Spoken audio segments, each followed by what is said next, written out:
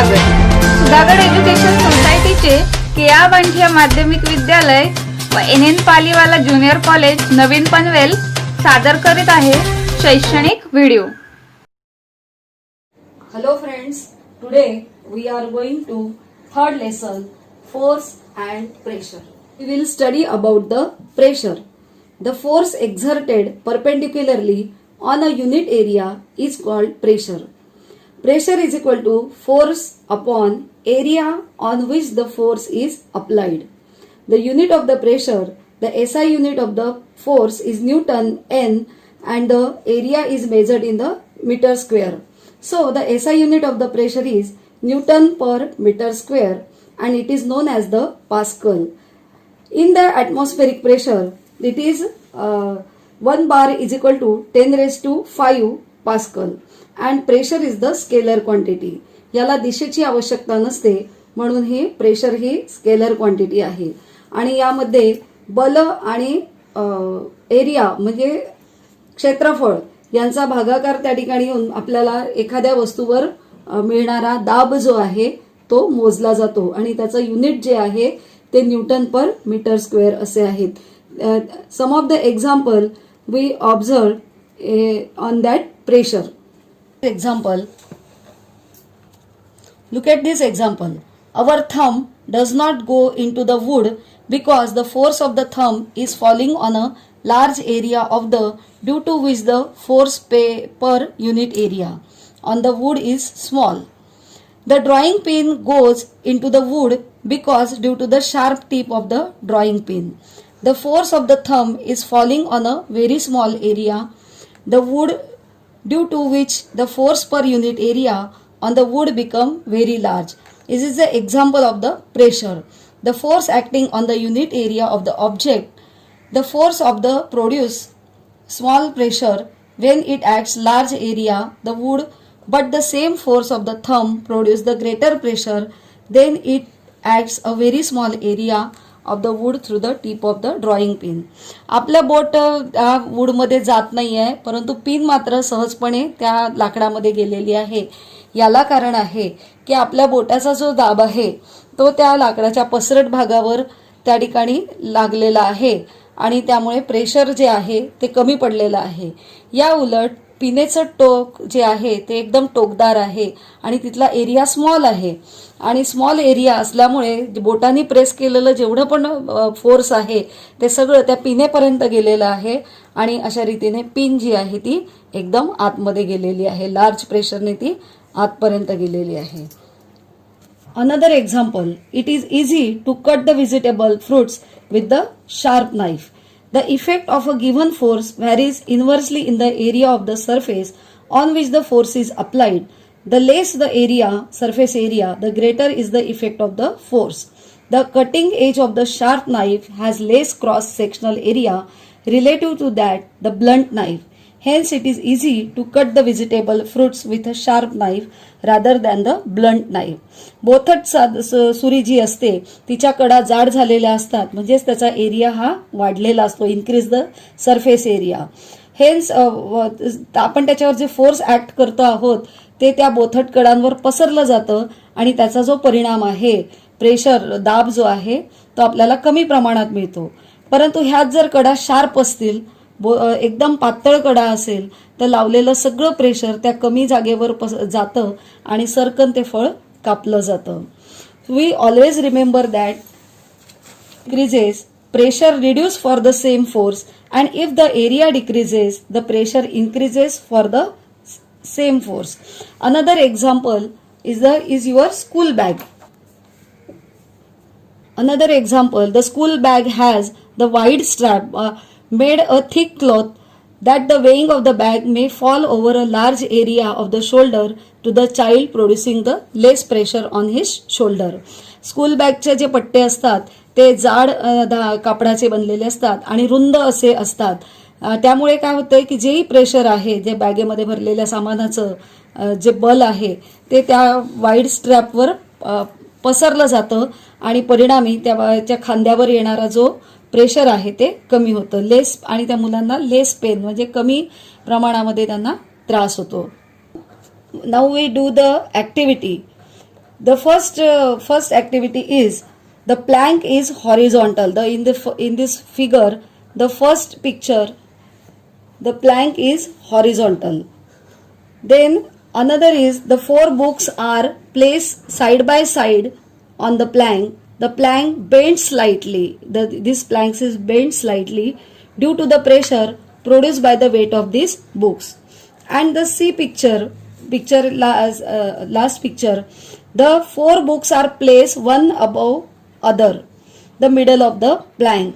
Here the surface area is reduced by a factor of the 4 relative the earlier case. The plank bent considerably. So this आपण बघितलं या पिक्चरमध्ये की पहिली आकृती जी आहे त्यावर एक फळी ठेवलेली आहे आणि ती फळी अगदी आडवी अशी स्थिर आहे. नंतर त्यावर 4 पुस्तकं ठेवली आहे, पण सगळी पुस्तकं एका बाजूला एक ठेवल्यामुळे त्याचं जे बल आहे, त्याचं जे वजन आहे ते सगळीकडे सारखं विभागलं गेलंय आणि जमिनीकडून पण त्याच्यावर तेवढंच बल लावलं जातंय आणि ते स्थिर आहे. तरी सुद्धा ती फळी त्या वजनाने थोडीशी स्लाइट वाकलेली आपल्याला दिसते. पण तिसरी मात्र जी आकृती आहे त्यामध्ये पुस्तकं मध्यभागी एकावर एक अशी ठेवलेली आहे. तिथे त्या सर्व पुस्तकांचं वजन एकाच ठिकाणी एका छोट्या एरियावर केंद्रित झालेलं आहे. And this area is reduce, म्हणजे कमी एरिया आहे, तिथे ते सर्व बल पडल्यामुळे ती फळी त्या ठिकाणी वाकलेली आपल्याला दिसून येते. याच ठिकाणी अजून जर आपण बल वाढवलं तर काय होणार आहे, अजून जास्त पुस्तकं त्यावर ठेवली तर काय होईल, ती फळी तुटण्याची शक्यता असते, कारण त्या फळीकडून तेवढंच बल त्या पुस्तकांवर लावलं जाऊ शकत नाही आणि ती फळी त्या ठिकाणी तुटू शकते. You must have seen a vegetable vendor carrying a basket on her head. She keeps a twisted piece of cloth on the head below the basket. How does it help? About that, keeping a twisted piece of the cloth on head increases the area of the surface on which the weight of the basket containing vegetable acts. Hence, the pressure produced by the force is reduced and it becomes easier to carry the basket. तुम्ही बघितलं असेल भाजीवाली डोक्यावर भाजीची टोपली घेण्याच्या आधी रुमालाची चुंबळ करून ती डोक्यावर ठेवते आणि त्यावर ती टोपली ठेवते. याला कारण आहे की ते संपूर्ण भाजीचं वजन त्या टोपलीवर पडतं आणि टोपलीवरून डायरेक्ट डोक्यावर येऊ शकतं. तिथला एरिया कमी असल्यामुळे तिथे प्रेशर जास्त तयार होऊ शकतं आणि त्या दाबाने त्यांची मान लचकण्याची शक्यता असते. पण हेच जर त्याने कापडाची घडी तिथे ठेवली चुंबळ करून गोल तयार करून, तर ते सर्व प्रेशर जे सर्व बल आहे ते त्या कापडाच्या घडीवर पसरलं जातं आणि त्यापासून तयार होणारं जे प्रेशर आहे ते कमी प्रमाणामध्ये तिथे निर्माण होतं आणि त्यांना मानेला कोणताही त्रास होत नाही. Now we learn the pressure of liquid. Another activity is take a plastic bottle. Take a 10 centimeter long piece of the glass tube on which a rubber balloon can be fitted. Warm up one end of the glass tube and gently push it in the bottle at about 5 centimeter from the bottom. To avoid water leakage, apply molten wax on the side of the glass tube. Now fill the water slowly in the bottle and see how the balloon inflates. What is observed? The pressure of the water acts on the side of the bottle as well. आपण इथे बाटली घेतलेली आहे, त्या बाटलीला एक glass tube आपण fit केलेली आहे आणि त्याच्या टोकाला एक फुगा आपण पक्का दोरीने बांधून बसवलेला आहे. नंतर आपण काय केलंय की त्या बाटलीमध्ये पाणी टाकत गेलो. जसं पाणी आपण त्याच्यामध्ये टाकलं तसं तो फुगा आपल्याला फुगलेला दिसून आलेला आहे. ह्याला कारण काय आहे की पाणी त्या बॉटलमध्ये गेल्यानंतर त्या पाण्याने त्या बाटलीच्या ज्या भिंती आहेत त्यावर प्रेशर तयार केलं आणि त्या प्रेशरमुळे ती जी हवा होती आतमधली ती सर्व त्या फुग्यामध्ये गेली आणि त्यामुळे फुगा फुगलेला आहे. Then next activity is, now we learn the level and the pressure of the liquid. Again, we take a plastic bottle, pierce it with a thick needle at the point 1, 2, 3 shown in the figure. Fill water in the bottle up to the full height shown in the figure. Water jets will be seen emerging and projecting out. The water jet emerging from the hole at the top will fall closest to the bottle. The jet from the lowest hole fall farthest from the bottle. and jets coming out from the two holes at the same level fall at the same distance of the bottle. What do you understood from this?